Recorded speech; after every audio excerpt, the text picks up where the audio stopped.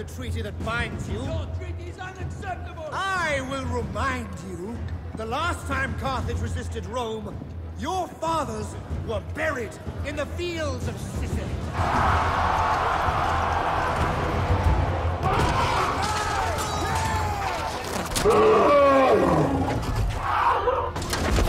Those that didn't greet the dirt with open arms, we sent to serve Neptune in the waters of the Agates.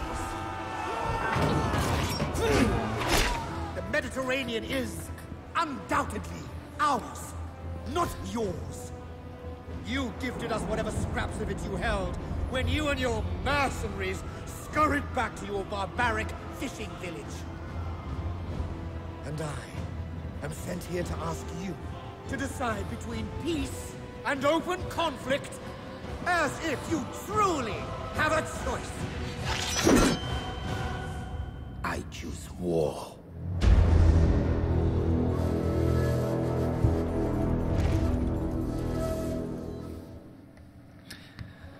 Alright, well, hello viewers and welcome back to Rome Total War 2. So as you can probably tell, today we're starting a new Let's Play, so you can tell you guys seem to want another one of these. And, well, it's gonna be on one of the new campaign packs that they've released here. This one's called Hannibal at the Gates, as you might imagine, and, well, seeing as how, I mean, we've already taken a look at Rome for this game, we might as well take a look at Carthage, and, I mean, Carthage was part of, like, so many different, little promotional videos for the original release of Rome Total War 2. Unfortunately, I mean, I felt like they were a little weak inside the actual grand campaign. But it's interesting that they've released a fully fledged little Rome versus Carthage campaign. So I guess we'll check out these guys. It's, you know, it's been about 6, 7, 8 months since release. I think it was so, I mean, the game has changed quite a bit, but I feel like a lot of the bugs have been fixed, and they've introduced a few balance changes, so I suppose we'll take a look at that too. So, anyhow, I mean, this is Carthage right here. It is what is effectively Rome's biggest opponent at this point, and the story of Hannibal Barca revolves around the Second Punic War, which is this conflict that he had started. So, as you can probably, as the little cinematic sort of implies, Carthage was defeated by Rome once, and that was actually when Hannibal's father had led the nation, and he died in that conflict. And one of the things that that sort of stemmed out of that was Hannibal Barca's ultimate hatred for Rome, which led to him effectively just sort of circumnavigating this area, going across the Alps with a whole group of elephants, and really coming very, very close to actually destroying Rome. But ultimately, I mean, he never succeeded. So Carthage is it's one of the greater powers inside this campaign, obviously, the other one being Rome.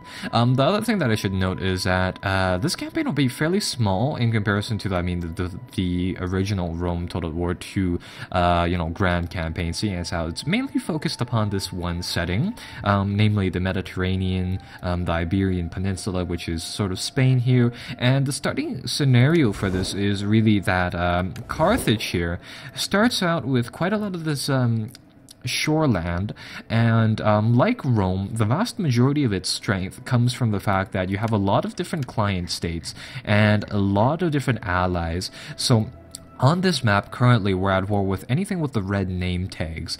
The actual red and green provinces indicate our relations with the particular province, but the red name tags mean that we're at war with these groups, and the blue ones mean that we have some sort of military alliance with them. So as you can probably tell, in our little section of the world, at least at the places that we know of, we appear to have great relations with these people, so that is good. So with that sort of said, that really just begins the game. Carthage is a major power, so is Rome. It's sort of a clash of the titans scenario, I suppose. And the game does start you off with a fair amount of resources and a fair amount of troops, so let's just take a look at what those guys are. So starting off, we have a spy. He does spy things, and I think I'll just send them up here to take a look at this settlement, which I believe will conquer next turn. We also have a judge, which is the form of dignitary troop inside this game, or inside this campaign, and they function similar to those Roman dignitaries we saw. These guys, their main point of them, at least to me, is that they spread your culture, which is fairly useful, and yeah, they really just do that. Culture is a really big portion of the game, so they're very useful. Namely in the fact that when you play as Carthage and Rome, you start off with two of these perks. The main thing about it is that if you have your own Punic culture present, you gain +4 popular support, provided that you have enough culture. So it makes it really rather useful because, I mean, the public support was something that inside the original Let's Play at the release of the game, I mean, you could just never have enough of it. So it'll be very interesting to see how that plays into an effect here. So going from there, what we'll do here is that let's check out our armies here. We'll just leave the dignitary here to do his civil administration to really spread the culture of that province. We have a few armies, a few navies. They're fairly small ones, but we have two major forces led by Hannibal Barca and his brother, I believe, which is Hasdrubal Barca. I know my pronunciation of these names are really bad. Mainly, the thing about these troops is that they feature spear infantry a little bit more prominently than the Romans, and they feature a lot of war elephants. I think, yeah, all of the armies that you start off with actually have war elephants as generals, so it makes it fairly interesting in that point. What sort of started off the Second Punic War was actually Hannibal consolidating his power inside the Mediterranean area here, and the last straw was actually the Hannibal taking Saguntum over here, and the Romans, as you can see there inside the little intro video, actually sent a diplomat over to Carthage to just sort of convey their their feelings about this. So next turn, I plan on taking this town up here, but let's take a look at what we can train out of the Carthaginian core. Excuse me. As you guys may remember, I mean, the Romans feature a lot of sword infantry primarily, but the Carthaginians play out differently. They use more spear infantry than those guys, and what I think I'll do here is that we'll just go over their recruitment options. So they have some cavalry, and their cavalry is very, very good. They have a lot of these pike and spear guys, and they're more so defensive infantry. They do a great job in taking out cavalry and large animals such as like camels and elephants and stuff, but the only major melee infantry are these Iberian guys, so we'll hire up a few of them, and I suppose we'll get some more of these ballistas, which I find fairly effective.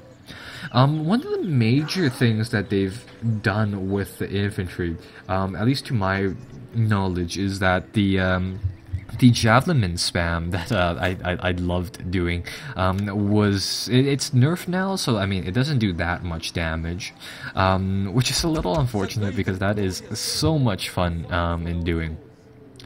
Looks like we also have an unused edict here, so I'll just recruit a few troops for our major armies because we'll need a few of those guys. And I suppose we'll actually come down here, we'll issue an edict, which is one of the bonuses that you can enact if you control an entire province here, which is effectively a group of 4 towns. They've introduced a few new little edicts for this campaign. So you have your standard tax harvesting, your bread and games, and your commercial stimulation, which just effectively increases public happiness, increases the tax rate in some form. But now they have noble philanthropy and mercenary negotiations. One deals with lowering construction costs, and the other one does with hiring mercenaries. So I think we'll enact the hiring mercenaries one because mercenaries played a pretty big role inside Carthage, at least in the Grand Campaign, so I'm interested in seeing what they can do here.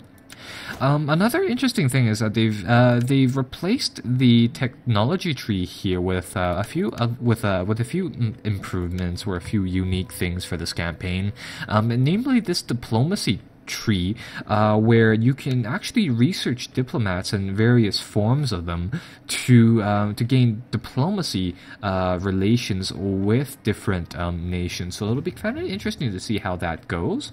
And I suppose I'll just research the first category here, which is diplomats, which is a +10 to diplomacy with Italian, Celtic, and African nations. So I suppose it'll increase our relations with some of the people around the map world. So that'll be fairly interesting to take a look at. Looks like the campaign starts off fairly, Your fast. people are wounded by this war. And it looks like the war is already beginning. So I mean, it's kind of good. And, well, I suppose the game will just really begin, and we'll start to press forward here. To just sort of start things off, it looks like we gained a trait here. Some guy gained, looks like Hannibal's brother gained the procrastinator trait, which will make building things where he is a little bit more expensive, but that's fine. It looks like we recruited a ton of units. Our hidden agent is exposed here, so it looks like one of the enemies' agents here have exposed him. I think I'll try to level this guy up by getting him to try to assassinate these guys. Let's see, we'll try to do it. Yeah, he was able to do it, so that's good. I want to try to level up some of these spy units and stuff fast, so I suppose we'll try to do that. And in addition, I mean, it'll reduce the amount of enemy units that they have. So again, the leveling system returns, and you can level all the army leaders and some of these unique agents. I'm gonna make this spy more so of a agent for us, so I suppose I'll give him the agent perk, which will make his spy assassination attacks a little more effective. And we'll give him that. In addition, it looks like we have the option to train our troops a little bit better. We can spend some points and upgrade their weapons with bronze level armor. So I suppose their armor instead of their weapons. So I think I'll do that. We'll also armor plate the war elephants, and we will get Carthage, where Hannibal's troops to move forward, I suppose. So, I mean, ultimately, I think the objective for this campaign is to just bring down Rome. But for now, I believe we're assigned one objective at the beginning of the game, which is this one, From the Ashes, which means all this one really says is to just sort of control 4 provinces in some form or another. Currently, we control 3, and we need the 4th one, so I suppose we'll bank these 4 towns just to sort of contest Hispania Citerior, and we'll just do that. In the meantime, we can also fight the people down here inside the farther back portions of Africa, seeing as how we did join our ally in their war, so we'll try to get our guys to try to deal some damage over here, and I suppose this will be the end of the second turn already. One of the things you may have noticed is that turns inside this game are vastly shorter, and I suppose this is mainly because there's less NPC nations on the world. Your merchants are renowned as skilled and honorable traders. Trade agreements, that'll help us increase our earnings, so that'll be good. And as you can probably tell, I mean, the turns play out faster, and there's also 12 turns per year now instead of just, I believe, 2, or hell, even just 1. To be frank, I don't really remember what was inside the original game, but I mean, that's that. Looks like our judge here has leveled up, so we'll give him that agent trait too. He might do some, movements later on, so we'll just sort of level them up like that. And over here, we have the option to expand one of the city locations in Hispania, Ulterior. So I suppose we'll do that, and I'll build one of these yellow background places, which I believe we can then convert into a economic building, which will then give us even more cash to spend on units, I suppose. So we'll do that, and I suppose we'll get our armies moving and really just headed for the enemy, I suppose. So we'll get the ambassadors of Atlas to move over here and try to take this town, and up here we'll get Hannibal Barca to start the road to Rome, I suppose, by launching an attack on this town. Besieging settlement! Laying siege to the settlement! And it looks like we have a fairly easy battle to just sort of fight here. Now, usually I would skip these battles, but I mean, for this particular one, I'm going to fight it simply because I think it'll show off the troops that we have here for Carthage fairly nicely. So let's do that, and let's really see how this battle sort of brawls out and develops. So for this battle, it looks like the enemy starts off with a small amount of troops, though he's being reinforced by a garrison army and a garrison fleet, meaning that some allies will show up to this battle. Originally, it looks like we'll have more troops than the enemy at the very start of the battle, but as time goes on, it looks like they're going to get reinforced, and their strength will increase to the point in which they have... just going off the numbers alone, I'd say right around 1,700 troops? Something like that. Something comparable to our own. And, well, the battle begins. It looks like we have the choice of picking out the weather conditions, so I think I'll wait until it's clear. Simply because we have ballistae and some archer units, which I don't want. Ah, great. We have to go with foggy weather, but oh well. So yeah, it looks like we're fighting out inside a nice little Iberian peninsula town here. The goal is to capture this marketplace and all. And the interesting thing about these guys is that we're Carthaginians, is that they have access to war elephants at all times, namely in the form of their general units. Their general units seem to start off with just war elephants in general. War elephants are really rather strong. The general African war elephants seem to be the most effective, with a huge charge bonus of 46, whereas the regular ones that we have over here only have a small bonus of 25, but still very, very deadly units here. The Carthaginians, they don't depend on sword infantry all too much, which is a big downside because these are your offensive units. So I bought some more Liberian infantry here, and we also have some Carthaginian hoplites. And these are very heavy spear infantry. They're more so good against defending and taking out, say, elephants, cavalry, stuff like that, but they're still fairly potent. We have some javelin men, and from what I recall, javelin men were hilariously good, so perhaps we'll see them in the battle.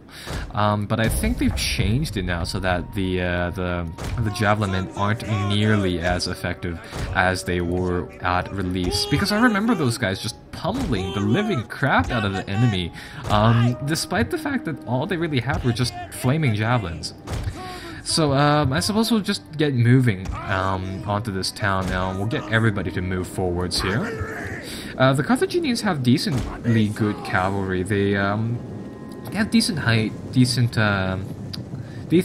attack, decent charge bonus, but the main thing about these guys is, if I remember correctly, is that they're decently cheap. So our troops are going to get assembled here. The war elephants we're going to keep in the back, simply because these guys, when they get hit with arrows and stuff, they have a tendency to run amok. And what that means is that they'll start to panic and start to attack practically everything around them, which will include our own troops too. So we want to commit them at the wrong time, yes, at the right time, simply because they're units that if you use at the critical time, they will be very effective. But on the other hand, if you use them at the wrong time, they will be abysmally poor units. So what I plan on doing here is, let's see, these guys should be in melee mode. The melee button, yeah, thank you. We do not need you. Into melee mode. There we go. You need to, no, just, there we go. So what I think I'll do here is that we'll just really try to siege the enemy and try to bring them down like that. That's a fairly safe tactic. I mean, there's very little ways that can go wrong. So I'll bring in my my ballistae here and get them to fire that the flammable ammunition and the explosive ammunition onto these guys, and really try to just sort of do some attritional damage to these Iberian tribesmen over here, and some skirmisher units and that, to try to take them down a notch. I think I'll fire some more of those explosive rounds, because those things are the real killers inside the battle. And the AI, to my knowledge, has gotten a little bit better since last time, so they're going to try to avoid our shots here and there. Unfortunately, these buildings, they will actually block our shots, making our shots a little less effective, though we should be able to arc into the back here really rather nicely. The problem is that we don't have line of sight inside these villages, meaning that we can only hit the troops that we can see, and that the buildings don't block. So